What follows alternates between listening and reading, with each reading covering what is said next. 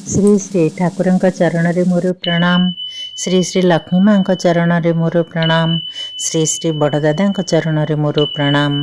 ଆଜିର ଆଚାର୍ଯ୍ୟ ଓ ଠାକୁର ପରିବାରର ସମସ୍ତଙ୍କ ଚରଣରେ ମୋର ପ୍ରଣାମ। ସମସ୍ତ ଗୁରୁ ଭାଇ ଓ ମା ମାନଙ୍କୁ ମୋର ଜୟଗୁରୁ। ୟୁଟ୍ୟୁବରେ ଶୁଣୁଥିବା ସମସ୍ତ ଭାଇ ମା ମାନଙ୍କୁ ମଧ୍ୟ ମୋର ଜୟଗୁରୁ। ଠାକୁରଙ୍କ କୃପାରୁ ସମସ୍ତେ ଭଲରେ ଥିବେ ବୋଲି ମୋର ଆଶା ଓ ବିଶ୍ୱାସ। ଆଜି ମୁଁ ଅମିତା ଶ୍ରୀ ଶ୍ରୀ ଠାକୁରଙ୍କ ଶ୍ରୀମୁଖ ନିଃସୃତ ନାରୀର ନୀତିର 121 ବାଣୀ ଆପଣମାନଙ୍କ ଆଗରେ ତୋଳି ଧରିବି। ଯେଉଁମାନେ ସବସ୍କ୍ରାଇବ୍ କରିନାହାନ୍ତି ସବସ୍କ୍ରାଇବ୍ କରିଦିଅନ୍ତୁ ଆଉ କମେଣ୍ଟରେ ଜୟଗୁରୁ ଲେଖନ୍ତୁ। ନାରୀନୀତି ଶୁଣିବା ଆଗରୁ ମୁଁ ଠାକୁରଙ୍କର ଗୋଟିଏ କଥା କହି ନାରୀନୀତି ଆରମ୍ଭ କରିବି। ସଦାଚାର ନିୟମ ଖୁବ୍ ମାନିବାକୁ ହୁଏ। ଯାହାର ତାହାର ହାତରୁ ଖାଇବେ ନାହିଁ। ଖାଦ୍ୟ ଭିତର ଦେଇ ମନର ସଂକ୍ରମଣ ଖୁବ୍ ହୁଏ। ପ୍ରଶ୍ନ, କାହାରି ବି ହାତରୁ ଖାଇବାକୁ ଗଲେ ତାର ଚରିତ୍ରର କେଉଁ କେଉଁ ଦିଗ ଦେଖିବା ପ୍ରୟୋଜନ? ଯିଏ ଇଷ୍ଟପ୍ରାଣ, ସଦାଚାରୀ, ଦ୍ୱିଜ ସଂସ୍କାରୀ, ଅଗମ୍ୟାଗମନ କରେ ନା, ଅକୃତଘ୍ନ, ଅପକର୍ମହୀନ, ଅଖାଦ୍ୟଭୋଜୀ ନୁହେଁ, ଇଚ୍ଛା ଓ ପ୍ରୟୋଜନ ମତ ତାର ହାତରେ ଖାଇବା ଚଳିପାରେ, ତେବେ ସାଧାରଣତଃ ସ୍ୱପାକ ହିଁ ଶ୍ରେୟ। ଶ୍ରୀ ଶ୍ରୀ ଠାକୁର ଆଲୋଚନା ପ୍ରସଙ୍ଗ 8ମ ଖଣ୍ଡ। ଜୟଗୁରୁ। ଏବେ ଆମେ ଶ୍ରୀ ଶ୍ରୀ ଠାକୁରଙ୍କ ଶ୍ରୀମୁଖ ନିଃସୃତ ନାରୀର ନୀତିର 121 ବାଣୀ ଶୁଣିବା।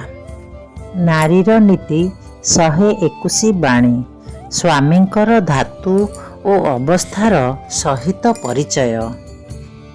ଦେଖ, ତୁମର ସ୍ୱାମୀ କୌଣସି ପ୍ରକାରରେ ଯେପରି ତୁମ ନିକଟରେ ଅପରିଚିତ ନ ଥାଆନ୍ତି। ଅବସ୍ଥା ଦେଖି ଭାବି ବୁଝି ତାଙ୍କର ଚରିତ୍ର, ଚାହିଦା ଓ ଧାତୁକୁ ଅନୁଭବ କର। ଆଉ ଯାହା କଲେ ତାଙ୍କର ସର୍ବପ୍ରକାର ମଙ୍ଗଳ ହୁଏ, ତତ୍କରଣେ ଅନାୟାସ ହୁଅ। ଆଉ ତାହା ଏପରି ଭାବରେ ଯେପରି ତାହା କରି ତୁମେ ମଧ୍ୟ ତୃପ୍ତ ଓ ସୁଖୀ ହୋଇପାର। ଦେଖିବ, ପ୍ରାଣ ଓ ପ୍ରଣୟକୁ ଉପଭୋଗ କରି ତୃପ୍ତି ହୋଇପାରିବ। ବାଣୀ ସଂଖ୍ୟା 121। ପୁଣି ଥରେ। ସ୍ୱାମୀଙ୍କର ଧାତୁ ଓ ଅବସ୍ଥାର ସହିତ ପରିଚୟ।